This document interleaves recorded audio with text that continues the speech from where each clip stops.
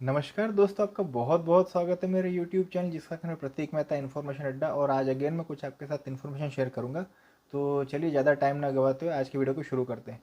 तो दोस्तों, आज का वीडियो रिलेटेड है CNG गाड़ियों से रिलेटेड।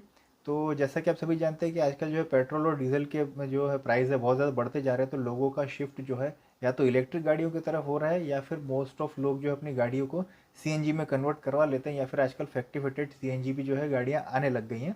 मोस्टली पेट्रोल इंजन जो है उसमें आपको CNG अवेलेबल हो जाता है। तो अभी आने वाले कुछ समय में मैं जो है CNG से रिलेटेड आपको एक पूरी जो सीरीज़ है उससे रिलेटेड वीडियो बनाऊंगा। तो आज का ये जो वीडियो है कि भाई CNG के डिसएडवांटेज क्या है। तो बहुत से लोग गाड़ियाँ CNG ले तो लेते हैं, लेकिन जनरली कुछ कुछ ऐसे पॉइंट्स है कि भाई CNG को अगर आपको भाई मन में कोई डाउट है तो ये वीडियो आपके लिए खास काम आएगा। तो चलिए शुरू करते हैं आज का वीडियो। तो जैसा कि मैंने आपको बताया कि CNG के डिसएडवांटेज तो है, तो अगर मैं आपको एक थोड़ा पॉजिटिव पॉइंट बताऊं तो CNG में मेन तो ये है कि भाई उसको इसलिए प्रेफर किया जाता है कि एक तो ये एनवायरनमेंट फ्रेंडली है, और दूसरा ये सस्ता है। तो जो आपकी जो है जेब पे सब कभी जो कह सकते हैं कि वो सस्ता पड़ता है। लेकिन हाँ, इसके कुछ साथ में डिसएडवांटेज भी आते हैं। जो ड्रॉबैक्स है CNG के वो कुछ इस प्रकार से है कि सबसे पहली बात तो यह है कि भाई हायर परचेसिंग कॉस्ट हो जाती है। अब हायर परचेसिंग कॉस्ट किस प्रकार से कि अगर आपने फैक्ट्री फिटेड CNG कार ली तो ऑलरेडी आप जो पेट्रोल की गाड़ी का जो है प्राइस तो पे कर ही रहे हैं। उसके अलावा आपको CNG फिटेड जो गाड़ी है तो उसका आपको प्राइस रेगुलर गाड़ी से ज़्यादा देना पड़ेगा। डीजल गाड़ी में तो ये ऑप्शन क्या है कि भाई बहुत ज़्यादा मतलब कह सकते हैं कि ये एक ड्रॉबैक है कि जनरली इंडिया में डीजल कारों में अभी फ़िलहाल में CNG कार नहीं आती। हाँ, बाहर से अगर आपने इक्विप कराया तो बात अलग है। तो यहाँ पे आपकी प्राइस बढ़ जाती है।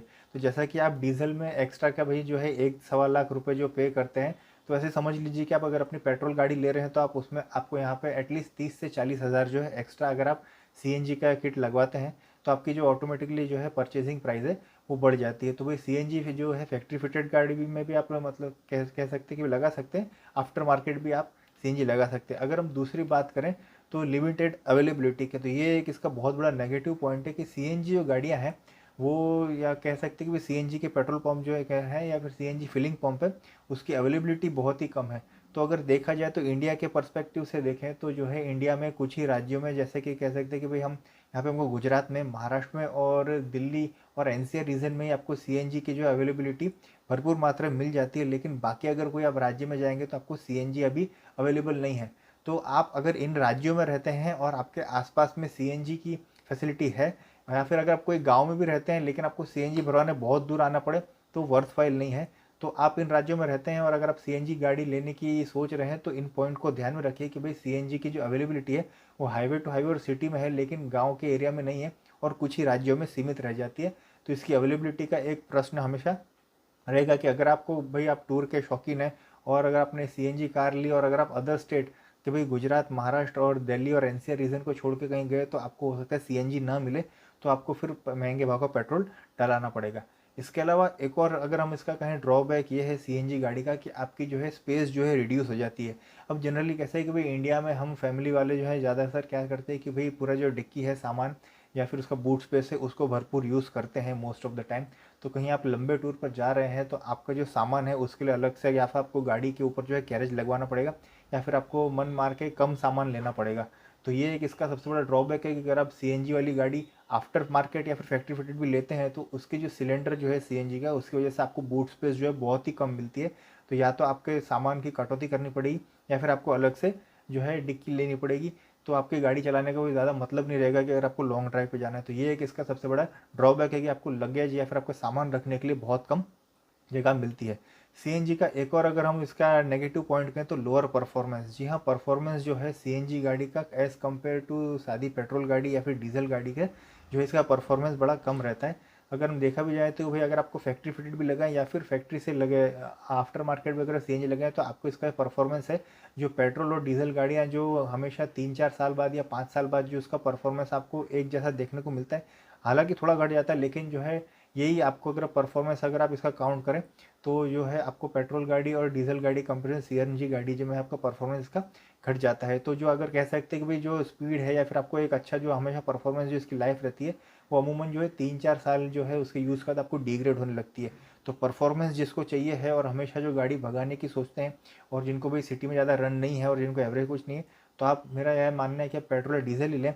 और CNG को अगर आप ऐसा सोचते हैं कि भाई अगर आपको चलेगा कि भाई आपको परफॉर्मेंस से ज़्यादा कोई मायने नहीं रखते, तो आप सीएनजी हमेशा ले सकते हैं, लेकिन हाँ आपका जो गाड़ी है उसका परफॉर्मेंस डिग्रेड होगा ही, ये एक फैक्ट चीज़ है। अब अगर हम बात करें कि भाई इंजन पे क्या असर पड़ता है, तो इंजन में अगर हमें, तो इंजन के जो इंजेक्टर है उस पर बहुत ज़्यादा असर पड़ता है। तो इसलिए पहले कि भाई जैसे कि रेगुलर जो है ट्रेडिशनल या फिर कह सकते हैं कि भाई कन्वेंशनल जो सीएनजी किट आती है, लेकिन आजकल सीक्वेंशियल किट आ गई है। तो पहले तो मोस्ट ऑफ कि अगर हम एलपीजी या फिर सीएनजी भी अगर गाड़ी में करवाते थे तो हमेशा हमको इंस्ट्रक्शन दिया जाता कि पहले 2 या 3 किलोमीटर जो है गाड़ी को पेट्रोल पे चलाइए, उसके बाद फिर इसको कन्वर्ट करिए सीएनजी पे। तो अगर या सीएनजी पेट्रोल पे, तो आजकल तो ऑटोमेटिक सिस्टम भी आ गए हैं, लेकिन यही है कि अगर स्टार्टिंग में आपने सीएनजी डलवाया तो इसके एक तो मेन हर 20,000 किलोमीटर के बाद आपको इसके जो है स्पार्क प्लग है या फिर उसका जो हेड है उसको हमेशा क्लीन करना पड़ता है। अगर ये नहीं किया तो आपके इंजन के जो है बहुत बुरा असर पड़ता है। तो ये एक इसके मेन कारण है कि भाई इंजन इंजेक्टर जो है उसके ऊपर काफ़ी बुरा असर पड़ता है। तो आजकल तो नई टेक्नोलॉजी आ गई है, तो ऑटोमेटिकली गाड़ी 2 या 3 किलोमीटर के पेट्रोल के यूज़ के बाद जो है गाड़ी ऑटोमेटिक सीएनजी पे कन्वर्ट या फिर एलपीजी पे कन्वर्ट हो जाती है।